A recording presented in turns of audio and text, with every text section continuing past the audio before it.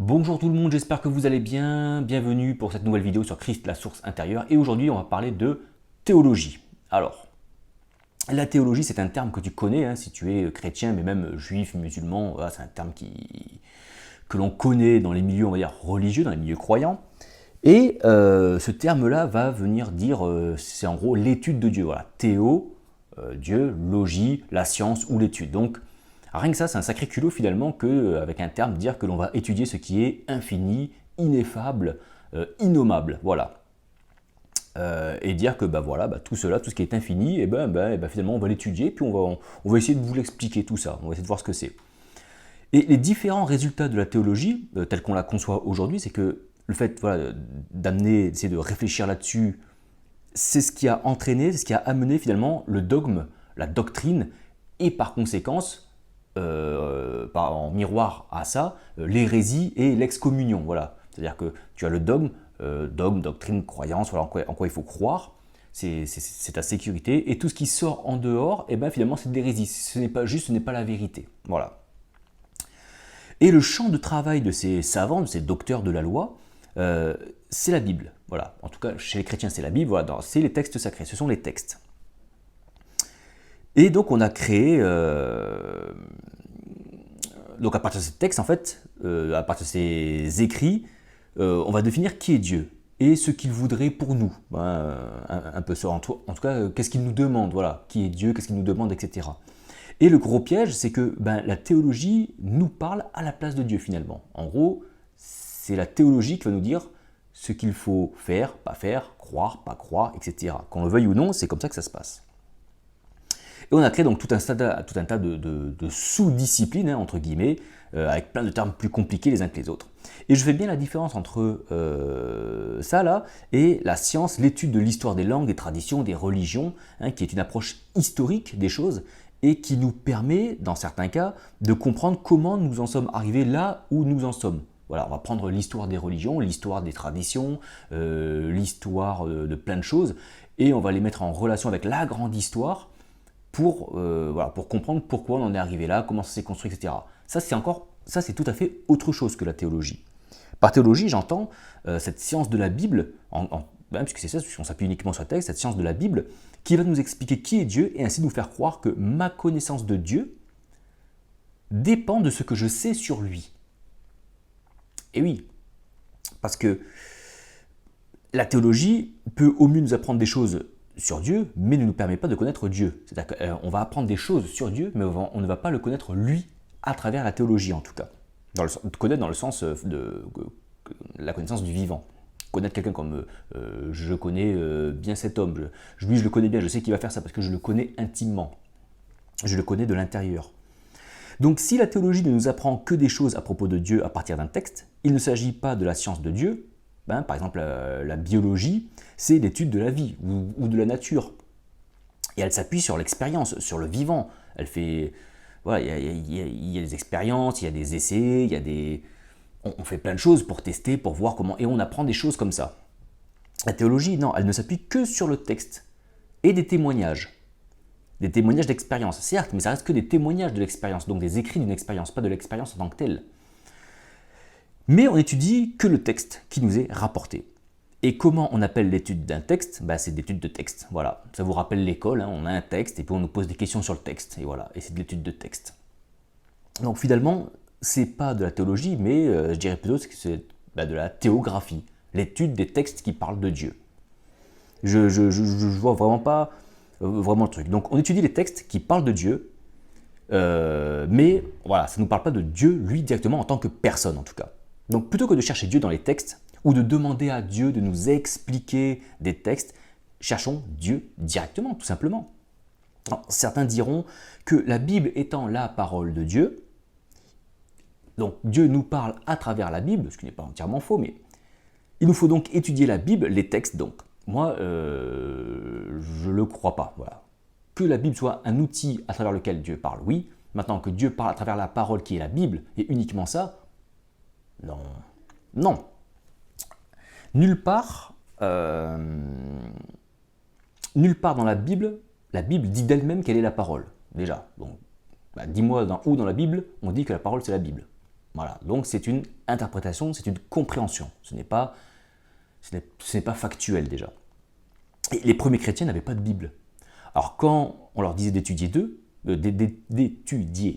ou de méditer Dieu, ou de méditer la parole, comment penses-tu qu'ils faisaient? Par l'intériorité, la méditation. Tu vas me dire, oui, mais la méditation, c'est marqué nulle part. C'est marqué nulle part, mais c'est une évidence. C'est une évidence. On te dit comment s'approcher de Dieu sans Bible, et même plus tard sans temple. Comment ils faisaient? Ils méditaient, ils allaient chercher la parole, eux, ils avaient compris que la parole était en eux. Puis quand on leur parlait de la parole, ça ne pouvait pas être la Bible, voilà. Et encore, je te passe tous les problèmes de traduction, les problèmes de copie, d'originalité des textes, du canon biblique en lui-même. Et parce qu'en plus, tous les chrétiens sur Terre n'ont pas les mêmes Bibles, n'ont pas les mêmes livres. Donc étudier un Dieu unique à travers des textes différents sur lesquels on ne s'est pas d'accord, donc on doute encore, on débat sur leur origine, etc., c'est quand même un peu gonflé d'appeler ça l'étude de Dieu et penser connaître Dieu à travers ça. Quand Jean dit dans son épître « Nous n'avons plus à vous enseigner car vous avez reçu l'onction », l'onction c'est quoi? Donc l'onction qui est la vérité, et c'est elle qui doit donc vous enseigner. L'onction, c'est quoi? C'est l'onction, c'est ce qui oint, donc c'est le Messie, c'est Christ. Et là encore, on nous parle de Christ. Et Christ, c'est pas le nom de famille de Jésus, mais ça c'est un autre sujet.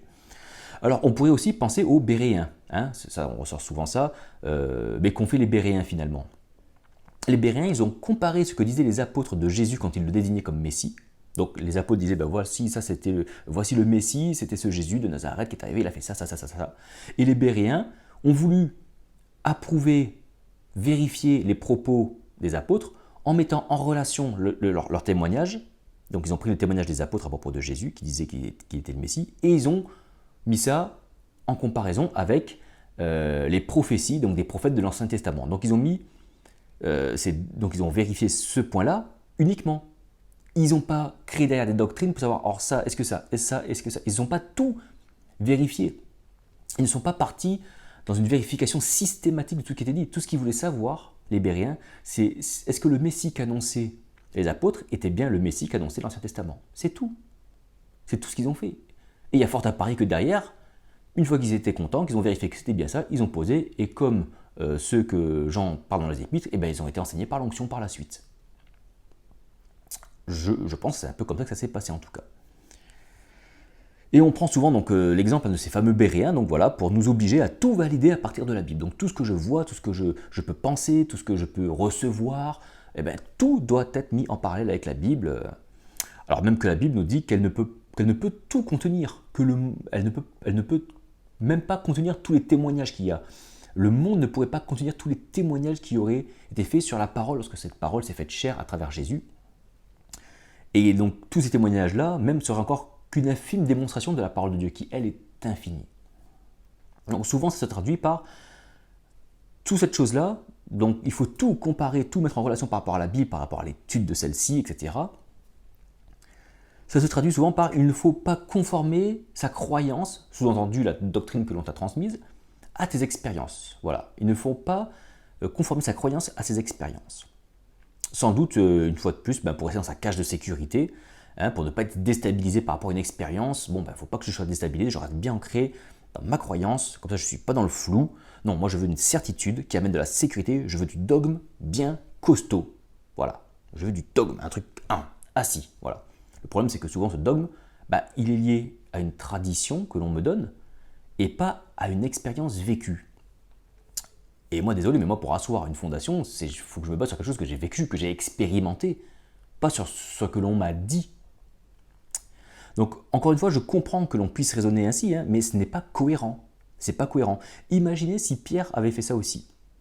Donc, imaginez si, après sa vision avec la nappe et les aliments impurs, il avait dit non, je ne conforme pas ma croyance à ne pas aller chez les païens à cette vision. # Corneille attend toujours. Eh oui, si Pierre était resté fixé sur sa croyance, sur son dogme, sur sa doctrine qui était de ne pas aller voir les païens, et qu'il aurait bouté l'expérience, il ne serait jamais allé chez Corneille. Donc dire il ne faut pas conformer sa croyance aux expériences, c'est totalement faux. Je ne dis pas qu'il faut faire l'inverse non plus, tu vois. Bien sûr qu'il y a un équilibre et qu'il faut toujours peser, tu vois. Mais cette règle-là est complètement stupide, elle est idiote, elle n'a aucun sens, elle n'a aucune cohérence. Jésus a dit aux pharisiens d'arrêter de chercher dans les textes la vérité, car la vérité était devant eux. Jésus était lui-même la vérité puisqu'il incarnait parfaitement Christ, la parole, ce qui est la vérité et la réalité. Aujourd'hui, il pourrait nous dire, arrêtez de chercher dans les textes la vérité, car elle est au-dedans de vous, c'est Christ, Christ la parole.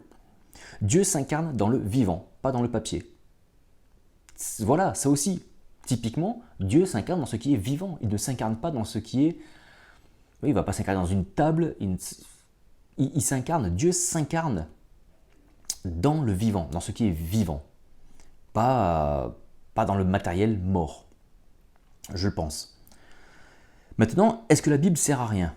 Bah non, moi je la lis encore, je lis toujours la Bible, je la lis, alors effectivement je la lis beaucoup moins souvent qu'avant, pour une raison très simple, je la lis aussi autrement, j'ai une vision qui est totalement différente quand je lis, voilà, ma compréhension effectivement est complètement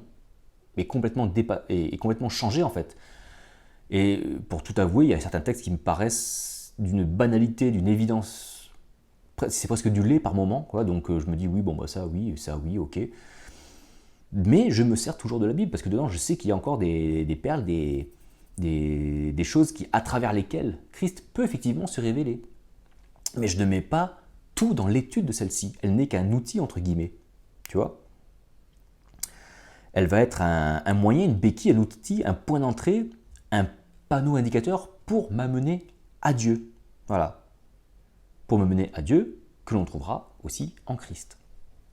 Maintenant, quand on parle de théologie, il y a un autre courant que l'on appelle la théologie négative ou la théologie apophatique. Désolé, c'est encore des mots un petit peu barbares. Mais c'est en gros définir Dieu à partir de ce qu'il n'est pas. C'est arrêter de courir, entre guillemets, enfin c'est comme ça que moi je le conçois un petit peu, c'est arrêter de courir après la connaissance, comme Adam et Ève, hein, parce que la théologie a amené les doctrines qui nous disent ça faut croire, ça faut pas croire, ça c'est bien, ça c'est pas bien, ça c'est le bien, ça c'est le mal. Et l'on vit Dieu, on veut se réunir à Dieu, se rapprocher de Dieu en fonction de ce que l'on considère bien ou mal à partir de l'interprétation des textes que l'on a à notre disposition de la théologie.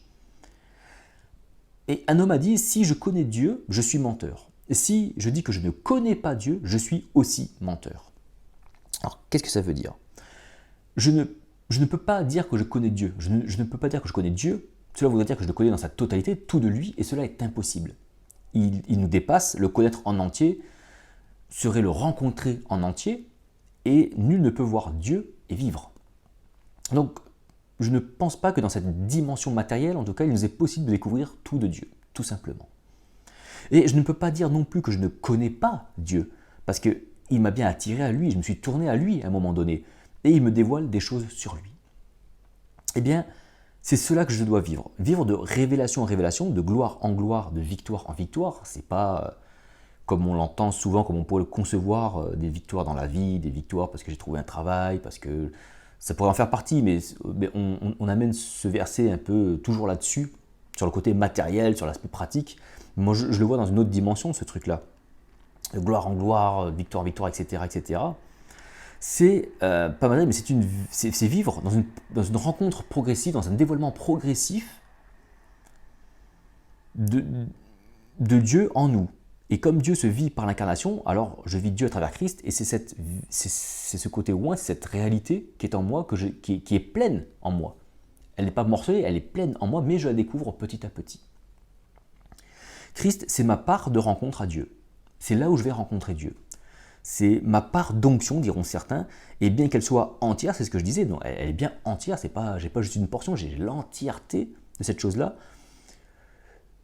Mais nous n'en vivons qu'une part, la part qui se dévoile, qui devient de plus en plus grande au fur et à mesure que l'on rentre donc dans cette rencontre. Et la rencontre, elle ne se fait pas dans les textes, dans les séminaires, dans les études, dans les écoles bibliques, c'est à travers l'expérience, et l'expérience qui amène le discernement. C'est un apprentissage, tout simplement. D'ailleurs, c'est un peu de là que vient chrétien, c'est des apprentis, ceux qui cherchaient à remettre en pratique, qui imiter comme on disait, voilà. Et tous les rites, les cultes, les sacrements, etc. sont au mieux des béquilles, des ombres, pour nous accompagner vers la lumière qui projette ces ombres. Je ne sais pas si tu vois ce que je veux dire. Il y a une réalité qui est amenée par cette lumière, et nous n'en voyons qu'une ombre. Et bien ces ombres-là, le but c'est de nous faire capter que s'il y a une ombre, ça veut dire qu'il y a une lumière. Et de nous amener à cette lumière-là, ne pas rester que sur l'étude de l'ombre. Sinon, donc au mieux, ce sont des ombres que l'on va deviner comme ombres et qui vont nous guider vers une lumière, ou au pire, on va rester au niveau de l'ombre, c'est-à-dire au niveau d'une compréhension pas tout à fait vraie, pas tout à fait juste, pas tout à fait fausse finalement de Dieu, mais on va tourner en rond. Et parfois on me dit, oui, moi dans mes moments d'intériorité, je demande à Dieu de me révéler, de m'expliquer telle doctrine, tel passage de la Bible. Et ça, je le comprends tout à fait, c'est un biais, alors j'allais dire un tort. C'est un petit peu ce que je faisais un petit peu au début aussi, avant de comprendre autre chose, de comprendre un peu plus loin. Mais là encore, c'est être dans la recherche de la connaissance du bien et du mal, dans la connaissance de ce qu'il faut croire ou pas croire, de ce qui est juste et pas juste, de ce qui est vérité et pas vérité. Explique-moi tel passage pour savoir comment je dois croire. Explique-moi ce thème-là, explique-moi la Trinité, parce que je vais être sûr de bien comprendre la Trinité, ce que c'est. Tu vas savoir ce que c'est. Mais tu ne vas pas le savoir en demandant à savoir ça. C'est juste rentrer. Alors ça, je ferai une vidéo peut-être bien là-dessus ou un extrait, mais je vais vous partager ça. Mais ça se passe pas comme ça. On aimerait que ça se passe comme ça et que ça se fasse comme ça. Mais comme je te le dis, il y a un dévoilement progressif, il y a toute une pédagogie derrière. Dieu est un pédagogue. Et il n'est pas sur comment nous révéler telle chose, telle chose, telle chose. Comme il dit, quand vous venez vers moi, que vous demandez, je vous donne selon ma volonté. Et quand une prière se réalise, une demande se réalise, c'est lorsque notre demande est en corrélation avec la volonté de Dieu. Donc il y a une part de volonté, une part de ce qu'il veut, une part de timing aussi sûrement. Mais s'il ne te sent pas apte, on va un peu vulgariser le truc, on va le stéréotyper. En gros, tu veux savoir le secret, enfin pas le secret, mais tu voudrais comprendre le livre de l'Apocalypse. Hein. Mais tu n'es pas foutu de le comprendre en fait. Parce que t'as d'autres. En fait, pour le comprendre, il te faudrait comprendre d'autres choses avant. Et donc la volonté de Dieu à ce moment-là, ce n'est pas de te révéler ça, c'est de te révéler d'autres choses beaucoup plus petites. Et après, peut-être par la suite, dans un mois, un an, 10 ans, peut-être jamais, je ne sais pas, il te révélera, mais c'est pas qu'il te révélera en te disant avec une grosse voix dans ta tête, c'est dans ce cheminement-là, dans ce dévoilement-là, tu te rendras compte que ça t'amènera comme une évidence, comme une cohérence qui va se mettre en place. Tout va s'aligner. Mais la vérité, c'est la réalité. Et la réalité, c'est Christ. C'est la réalité de notre nous, la réalité de ce que nous avons à connaître et à vivre. C'est un esprit personnifié qui s'incarne. Pas une connaissance ou une doctrine à savoir. Crois en Dieu. Et si tu crois, tu sais qu'il est un, et un avec toi, un dans le tout, alors tu fais bien. Les influences qui t'éloignent de lui le savent elles aussi, et elles tremblent. Elles se brisent, elles tombent devant cette réalisation. Voilà, je viens de paraphraser un célèbre verset, peut-être que tu connais. Mais il nous faut croire en Dieu. Croire, pas croire qu'il existe, c'est croire dans le sens de réaliser, de le vivre, de l'expérimenter. Et si tu crois, et si tu sais, si tu expérimentes, si tu réalises qu'en toi Dieu est un, que Dieu est un avec tout, alors tu fais bien. Si tu crois que Dieu est un, que Dieu est unique, alors tu fais bien. Et les influences qui t'éloignent de lui, les démons, Satan, l'adversaire, l'adversité, toutes les influences, les choses qui peuvent t'éloigner de lui, le savent aussi, elles tremblent, elles se brisent, elles tombent devant cette réalisation. La vie éternelle, c'est qu'on le connaisse lui et son Fils, que nous sommes désormais. Que nous réalisions, en fait, l'union, le un que nous faisons avec lui. Et tout ce que Jésus, et c'est tout ce que Jésus, finalement, je pense, a voulu nous faire comprendre. Quand il dit, quand on dit qu'il est le Fils unique de Dieu, oui, effectivement, au moment où sont rapportés les faits, il est le Fils unique de Dieu. Il est le seul à avoir réalisé ça. Il est le seul à avoir réalisé qu'il est Fils de Dieu. Donc il est effectivement le Fils unique de Dieu. Mais ensuite, à travers l'œuvre de Jésus, à travers ce qu'il va accomplir, ce qu'il nous faut comprendre de ce qu'il veut nous dire par là, eh bien, nous allons réaliser que nous aussi, désormais, nous sommes le Fils de Dieu. C'est ma vision, c'est ma compréhension. Est-ce qu'elle est juste? Non. Partielle? Oui. Et bien évidemment, c'est pas, encore une fois, comment dire, je ne suis pas en train de te donner un autre cours ou un autre enseignement qu'il faudrait suivre, pas du tout. Le but, c'est, comment dire, c'est que cela t'apporte une autre vision des choses. Je pense que c'est ça peut-être qui est le plus important, c'est de comprendre qu'il y a une autre vision possible, qu'il ne faut pas rester cadenassé sur, un peu comme sur l'autoroute de la pensée unique, si tu veux, mais c'est d'aller un peu dans les sentiers, sortir des sentiers un petit peu, tu vois. Est-ce qu'il n'y a pas autre chose à comprendre? Est-ce qu'il n'y a pas une autre vision peut-être à saisir? Et mes vidéos, vraiment, ce but-là, c'est pas d'amener une vérité, d'amener un nouveau truc, une nouvelle mode. C'est donner peut-être des pistes à explorer. Moi, c'est des pistes que j'explore, que je vous partage. Et je pense que ce sont des bonnes pistes à explorer. En tout cas, elles existent. Et il y a autre chose. Il y a autre chose que ce que l'on nous amène depuis des siècles et des siècles. Tout n'est pas faux, tout n'est pas mauvais. Je ne suis pas en train de dire qu'il faut tout annuler, tout recracher, et c'est n'importe quoi ce qu'on a fait. C'est pas du tout ça. C'est à l'intérieur de ce que l'on nous a apporté, à l'intérieur il y a des brèches, et à l'intérieur il y a une liberté, et une autre vision, une autre appréhension, une autre approche des choses. Mais ça, il faut que tu te poses ces questions, car toi aussi peut-être que tu vis une incohérence, tu vois cette incohérence, et cette incohérence, eh ben, pour la guérir entre guillemets, pour la corriger entre guillemets, c'est pas vraiment le bon terme, mais il faut sortir. Voilà, il faut sortir des autorités, il faut aller emprunter ces petits chemins. Et avant-dernière chose, on va me parler aussi du ministère, que dis-je, le don de docteur, dans Éphésiens, voilà, les évangélistes, machin, apôtres, etc., et docteurs. Ah, et comment on fait avec ça? Il y a bien des docteurs, donc il y a bien des théologiens, c'est bien dit qu'il nous faut des théologiens. Donc il y a le don de docteur au profit du ministère de Christ. Alors je te laisse voir par toi-même, hein, mais je donne ma compréhension, c'est la mienne, mais si ces dons sont au profit du ministère de Christ, au service de Christ, pour servir Christ, si Christ est en nous, c'est pour nous équiper, nous, premièrement, en fait. Nous sommes notre propre théologien, entre guillemets. Nous sommes notre propre chercheur. Et nous ne cherchons pas à partir des textes, nous cherchons à travers le vivant, Christ qui est en nous. Et on s'équipe nous, et ensuite on équipe l'Église, bien évidemment. Mais là encore, c'est pour moi ça, s'équiper soi et équiper l'Église, pour ensuite équiper l'Église, pour moi, selon moi, c'est encore une étape dans la grande révélation de Christ. Je crois qu'un des points final entre guillemets, mais en tout cas vers une chose à atteindre, vers laquelle on doit tendre en tout cas, c'est ce que Dieu dit à Jérémie. Plus personne n'enseignera son prochain en disant « Hé mec, il faut que tu connaisses Dieu », car tous me connaîtront. Donc nous nous équiperons nous-mêmes à travers Christ. Ce que l'on appelle les ministères ou les dons que possèdent les uns et les autres au ministère de Christ servent à édifier déjà la personne en elle-même, à l'équiper elle-même et ensuite à équiper les autres. Mais ce n'est pas un système qui doit perdurer selon moi. Selon moi. Donc voilà. Donc, si on connaît Dieu sans parler par l'extérieur, si on est amené à connaître Dieu, à rencontrer Dieu sans passer par l'extérieur, au final, si on n'est pas dans l'éducateur, des outils et tout, si le but ultime c'est vraiment ça, ne plus passer par l'extérieur, par où doit-on passer pour le rencontrer?